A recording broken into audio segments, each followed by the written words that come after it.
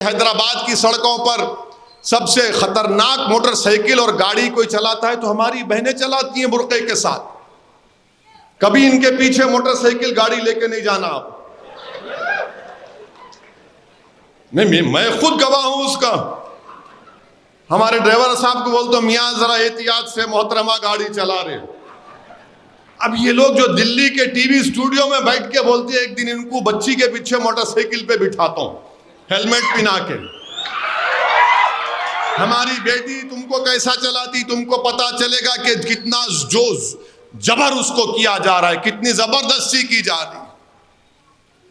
ایسا motor cycle جاتی کہ صراط مستقیم ہے، نہ کو رائٹ نہ لیفٹ، سیدھا بس. آپ بول رہے نہیں مسلمان بچیوں کو زبردستی کرتے، ڈراتے. کہاں ڈراتے؟ کون ڈرتا آج کے زمانے میں کہ ہماری بچیاں ڈاکٹر، انجینئر، MBA MCA نہیں پڑھ رہی ہیں، بھارت کو مضبوط نہیں کر رہی ہیں. نہیں یہ کیا بات ہے؟ اگر اچھا اب آپ اسکول میں، کرناٹکا کے اسکول میں BJP شروع کی ہے اور کیا بولتی ہے کہ اسکول کے اندر آپ جاؤ حجاب پہن کے، مگر کلاس روم میں نہیں جا سکتے. یہ کیا بات ہے؟ کلاس روم میں کوئی سکھ لڑکا اپنی پگڑی پہنے گا، کلاس روم میں عیسائی بچی وہ کراس پہنے گی، ہماری ہندو بھائی کی بیٹی یا ان کی بہن وبھوتی لگائے گی. مگر یہ اب یہ 4 اسکول کو گئے، ایک عیسائی، ایک سکھ، ایک ہماری ہندو بیٹی، ایک مسلمان کی بیٹی. 3 کلاس روم میں چلے گئے، 3 کلاس روم میں چلے گئے. چوتھی کے اوپر نہیں حجاب اتارو. اب ان 3 پر کیا سوچتے ہوں گے مسلمانوں کے بارے میں؟ یہ 14-15 سال کے بچیاں ہیں، یہ بچے ہیں، یہ ملک کا مستقبل ہے، بھارت کا مستقبل ہے. وہ تینوں سمجھیں گے کہ نہیں یہ ہم سے کمتر ہے، اس لیے اس سے کہا جا رہا ہے حجاب اتارو، اس لیے اس سے کہا جا رہا ہے حجاب اتارو. میرے عزیز دوستوں اور بزرگوں، یہ ظلم نہیں ہے تو کیا ہے بتائیے آپ؟ بھارت کا آئین میں ہم کو اختیار ہے. کیا بھارت کے فنڈامنٹل رائٹ اسکول کی گیٹ کے اوپر ختم ہو جاتے؟ نہیں ختم ہوتے. میرا فنڈامنٹل رائٹ، بنیادی حق باقی رہتا ہے. میں پہلے بھی کہا، آج بھی کہہ رہا ہوں، بہت سے لوگوں کو تکلیف ہوئی، پیٹ میں درد ہوا، دل میں تکلیف ہوئی، راتوں میں نیند نہیں آئی جب میں نے کہا تھا کہ انشاءاللہ تعالی میری زندگی میں نہیں تو میری زندگی کے بعد ایک دن اس ملک کی وزیر اعظم ایک حجاب پہننے والی مسلمان لڑکی بنے گی، اور انشاءاللہ بنے گی، آپ دیکھنا. ان کو بڑی تکلیف ہوئی ہے، ایسا بولتے. ملا کیوں نہیں بولنا؟ میرا خواب ہے. برائی کیا ہے اس میں؟ مگر آپ کہہ رہے نہیں حجاب کیوں پہنتے؟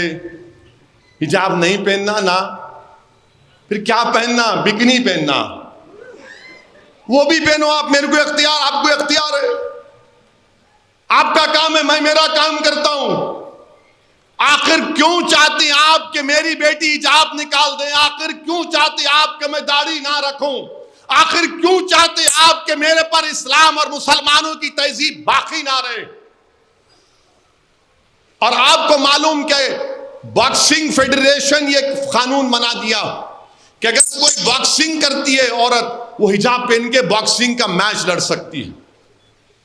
باکسنگ کا، باسکٹ بال کھیلتی ہے تو حجاب پہن کے باسکٹ بال کھیل سکتی ہے.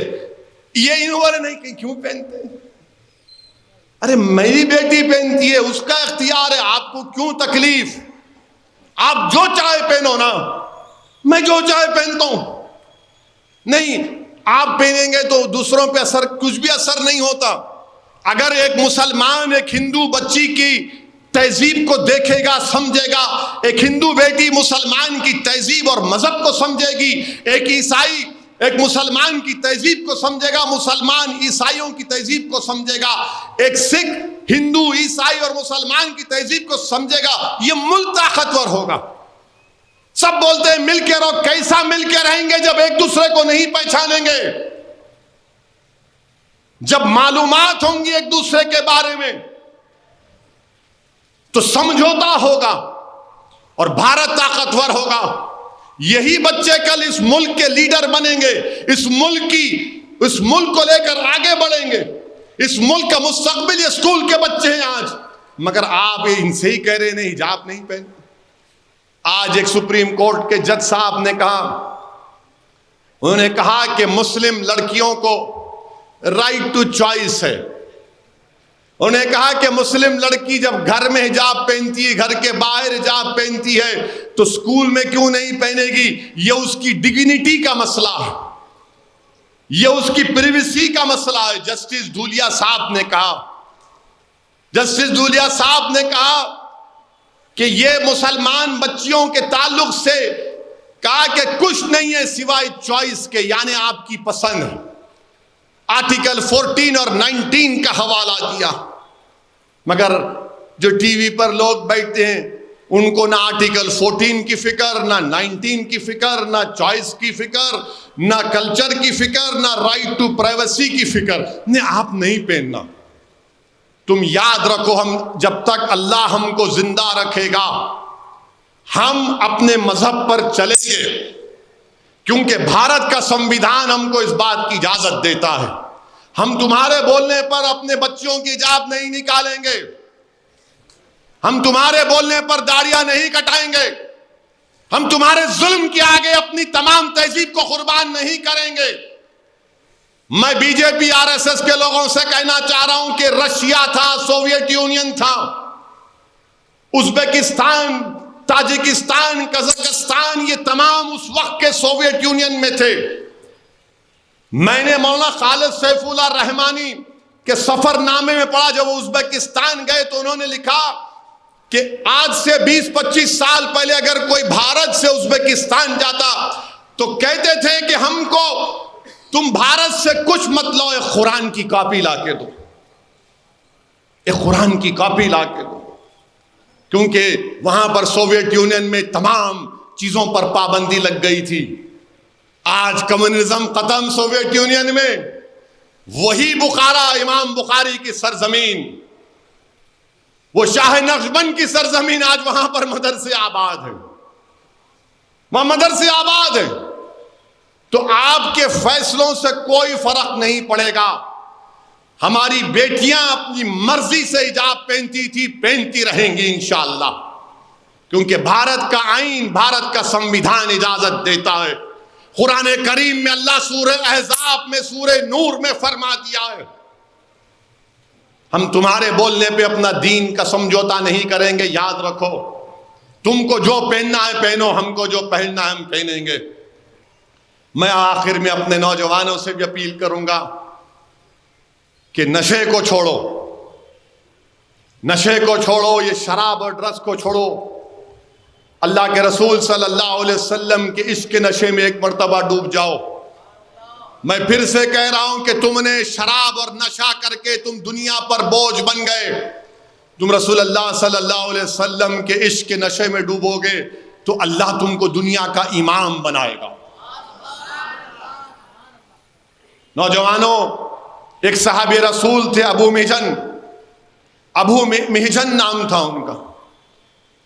شراب پیتے تھے, اور شراب پیتے تھے تو ان کو سزا ملتی تھی شریعت کے اعتبار سے. تو ایک مرتبہ حضرت عمر رضی اللہ تعالی عنہ کے خلاف دور خلافت میں سعد بن ابی وقاص کی قیادت میں قادسیہ کی جنگ میں وہ شریک ہوئے.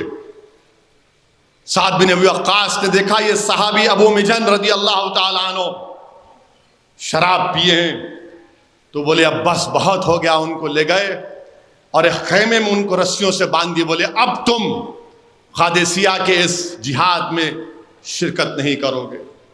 وہ بہت روئے, چیخے مار مار کر روئے کہ سعد بن ابی وقاص مجھے اس نعمت سے محروم مت کرو. بولے نہیں, تم اپنی عادت سے باز نہیں آؤ گے, تم جہاد سے محروم ہو جاؤ گے. اتنا روئے, اتنا پکارے کہ سعد بن ابی وقاص رضی اللہ تعالیٰ عنہ کی زوجہ جن کا نام حضرت سلمہ ہے, ان کی چیخوں کی آواز, رونے کی آواز سن کر دیکھی کیا ہے کہ ابو محجن رضی اللہ تعالیٰ عنہ رسیوں سے جکڑ دیے گئے. بولے کیا ہے؟ بولے کہ میں اس بری عادت میں مبتلا تھا اور سعد بن ابی وقاص نے مجھے رسیوں سے باندھ دیا اور مجھے محروم کر دیا ایرانیوں سے مقابلہ کرنے سے. بولے کہ اللہ کے لیے تم کو اللہ کا واسطہ مجھے ایک مرتبہ کھول دو. میں تم سے وعدہ کر رہا ہوں کہ اللہ کی راہ میں جا کر جہاد کروں گا, ایرانیوں سے مقابلہ کروں گا اور واپس آ جاؤں گا. بہت منتیں کی. حضرت سلمہ نیک عورت تھی, وہ ان کے جذبے سے بڑی متاثر ہوئی, ان کو رسیوں سے کھولا تو سعد بن ابی وقاص دیکھتے ہیں کہ ایک شخص کے چہرے پر کپڑا بندھا ہوا ہے. وہ ایرانیوں کی صفوں میں گھستا ہے اور ان کو نیست و نابود کرتے جاتا ہے. چہرہ نہیں دکھتا. وہ پریشان ہوتے کون ہے یہ جو بے انتہا اکیلے گھس رہا ہے. خیر جنگ اللہ سبحانہ و تعالیٰ نے کامیابی دی نبی کریم صلی اللہ علیہ وسلم کے صدقے میں.